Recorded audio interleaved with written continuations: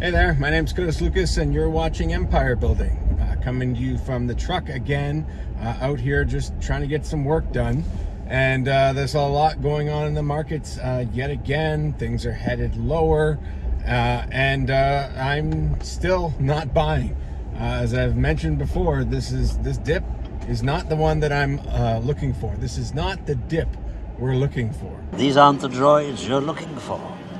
I think that we need to be a little bit more patient as things continue to play out and the market continues to digest the environment that we're in.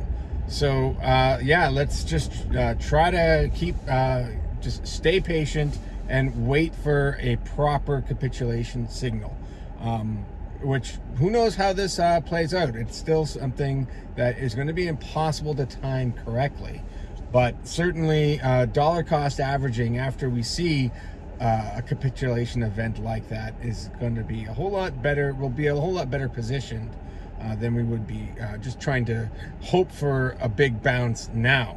The NASDAQ today closed right pretty much at the previous lows that we formed a couple of weeks ago. So yeah, it's not looking great for the the tech sector, but even the broader markets have also had a hard time climbing any higher and are also showing lower highs each and every single time. So we're in a downtrend. We're in a clear downtrend. I have absolutely no problem missing the bottom if it means I have a higher probability of getting in significantly lower than where we are now. So that's kind of where I'm seeing things right there. I think that people are starting to come to terms with this reality that we're in. I'm getting a little bit less negativity. I've started to see a little bit more of the subscriber count coming back up as opposed to going down like it was. So that take that signal for whatever it's worth. But again, primarily speaking, I'm looking at what these conditions are, and I want to see a capitulation event. I have to hand it to Meet Kevin, who got a whole lot bearish, a lot more bearish sooner than I did, but he kind of flipped back and went bullish when I went bearish.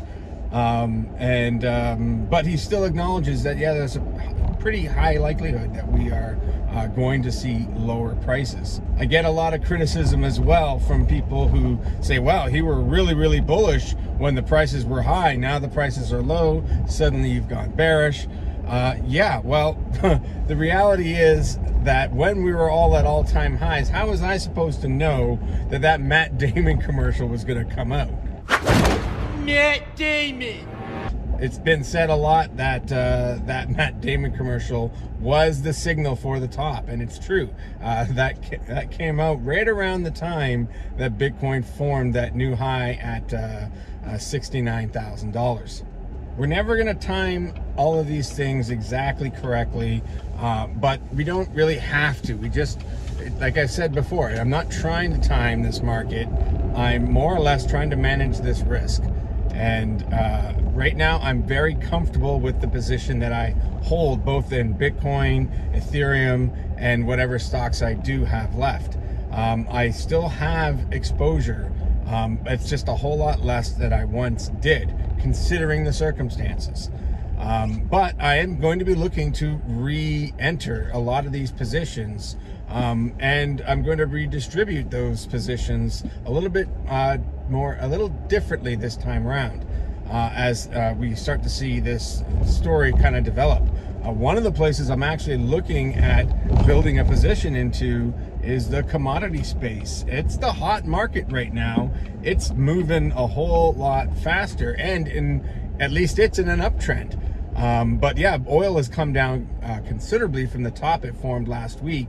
But there might be an opportunity to jump in there with a appropriately sized position, which is what I'm still trying to determine what it's going to be or what that might look like.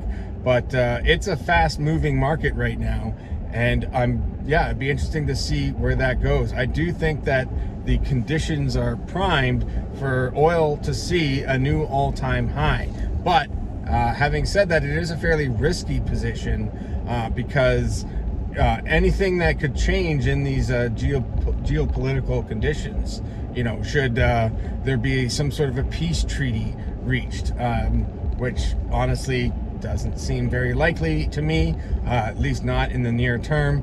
But it is a risk that that presents quite strongly to what could have eventually happened to those oil prices if Russia were to come to its senses, which again, it's not looking very likely. So all the same, I do think a appropriately sized position there might be a pretty good trade. But other than that, cash is king.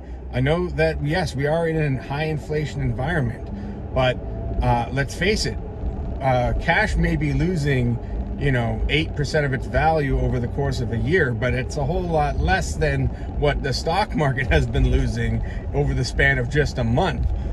So where does your money retain most of its value given these circumstances? Cash is still a whole lot less volatile. So while we're trying to assess the situation, that's a pretty good place to go. Or even gold. As I said before, Bitcoin is not a short-term inflation hedge. You can use it as a long-term, but again, you got to be looking 4 to 5 to 10 years out. And during these high inflation events, it will not behave as a protection against that inflation. It's not what drives that market. Not today, anyways. One day when Bitcoin becomes widely adopted and is a fully matured market, then we can talk about that as a strategy. But today, that isn't what it is. It's not what it's about. So got to be careful with that narrative and understand what it is and take appropriate steps. Bitcoin is a rapidly growing monetary network that's still in price discovery currently. That's how it behaves. That's how it will continue to behave. Also, as always, I just wanted to take this a moment and invite you to support the work that I'm doing by signing up on Patreon. Links down in the description, and you can become part of that empire building community. I'm going to be putting together a weekly newsletter that I'm going to be publishing on that, available at all tiers. Starting this week will be the first one. And as I mentioned, as I continue to start building out positions, I'm going to be sharing those trades that I make when I make them. And to all those who have been supporting me this entire time or any time throughout the last year, it is greatly appreciated. I've been very blessed to been able to become a part of this community and kind of go along this journey together. So I'm looking forward to continuing this in the coming years as this space continues to grow and we learn more and more and more about what we can do to build our empires. That's what this is all about, and I'm going to keep working hard at that and sharing all of my learnings, mistakes, rewards, successes, all of it. And it's something that we can all learn from and grow together. And with that, we'll just leave it there. Now let's get back to empire building.